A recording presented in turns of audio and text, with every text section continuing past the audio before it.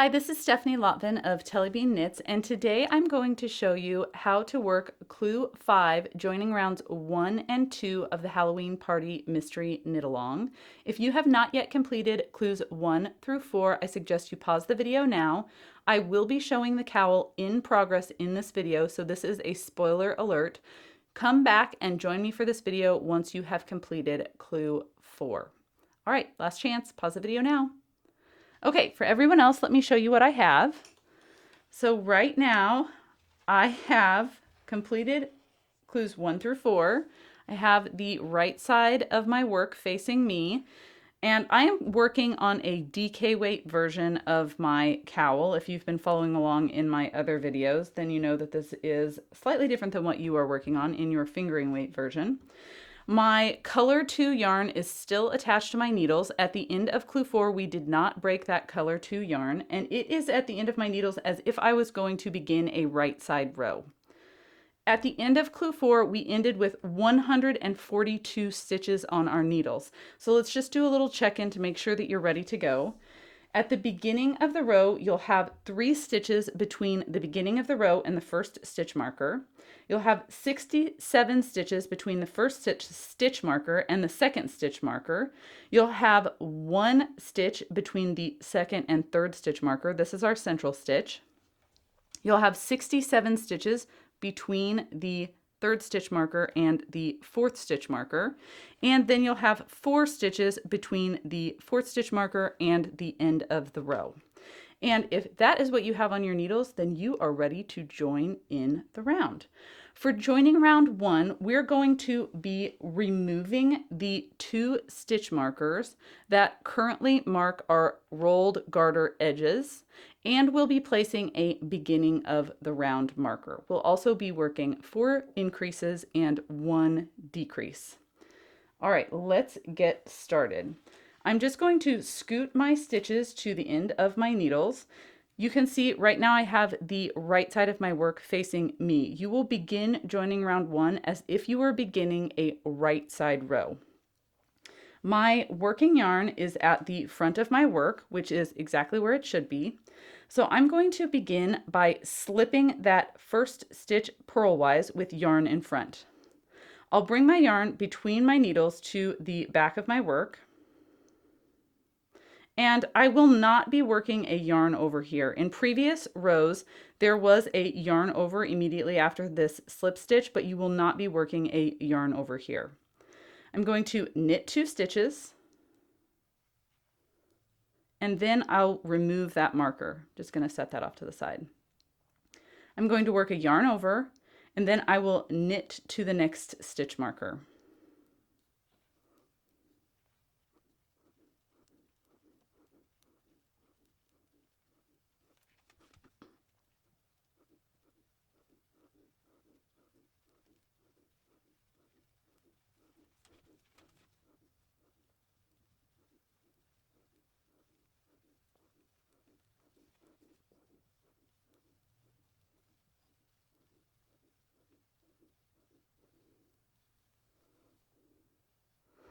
I've reached my second stitch marker that is marking my central stitch. You can see the central stitch between these 2 stitch markers. These stitch markers are going to stay in place. I'm going to work a make 1 right,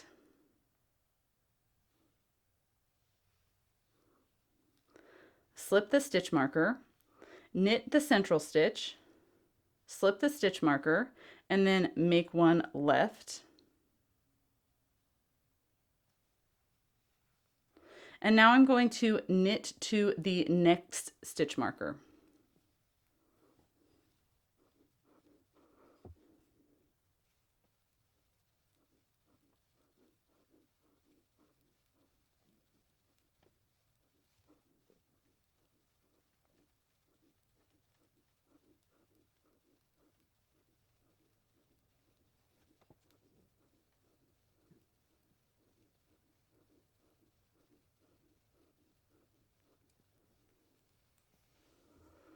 Okay, I've reached my final stitch marker. I'm going to work a yarn over, and then I'm going to remove that stitch marker, just set that off to the side. I'll knit 2, and then knit 2 together. Now I'm going to place a beginning of the round marker on my right hand needle. And then I'm going to bring the other end of my work. I'm going to scoot the stitches to the other end of my needles. And you'll have to forgive me, I'm using rather large needles here so that I could spread things out for you.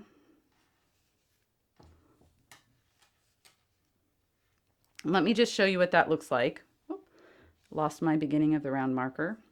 Okay, so right now, I still have the right side of my work facing me, but I've brought the 2 ends together. This is going to be the neck opening of your cowl. So this is where a little bit of magic happens when you are joining in the round. So you just want to scoot those 2 ends together on either needle. So you can see my working yarn is actually on my right hand needle right now. I've just finished that. You can see the wrong side of my work peeking through because I'm creating this opening, but I am still holding the right side of my work facing me on my working needle.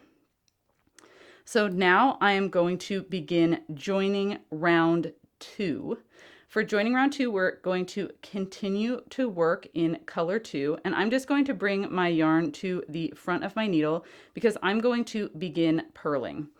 Now I am going to insert my needle to purl and purl to the next stitch marker. For the first few stitches that I work, I'm going to keep the tension extra tight. So on the first 3 to 4 stitches, I'm going to keep the tension extra tight on those purl stitches.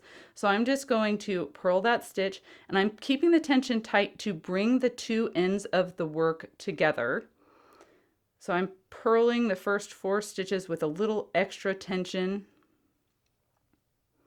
And then once I've gotten past the first 3 or 4 stitches, then I will just continue to purl as normal. But you can see I've now closed the gap between one end and the other.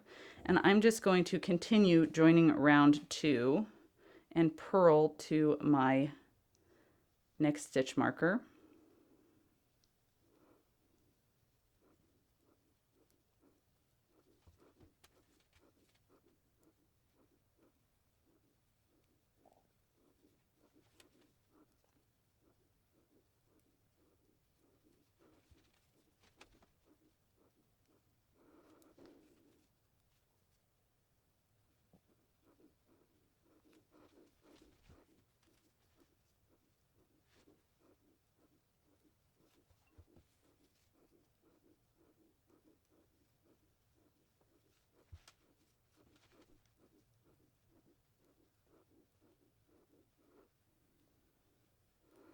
All right, I've purled to my next stitch marker. I'm just going to slip that stitch marker, bring my yarn to the back, knit the central stitch, slip the next stitch marker, and bring my yarn to the front.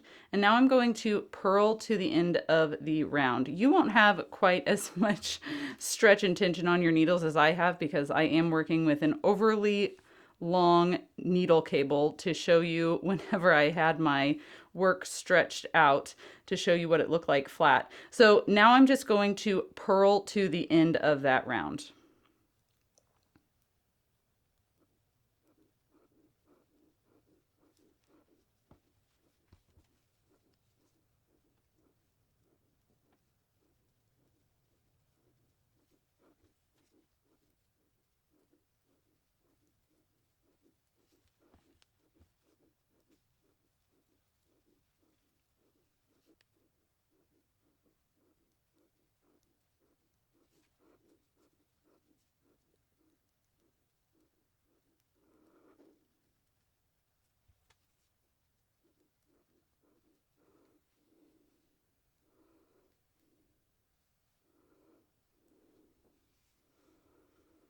All right, I've purled to the end of the round. I'm back at my beginning of the round marker. You'll notice that there is still a bit of a gap here where the 2 ends of your cowl met.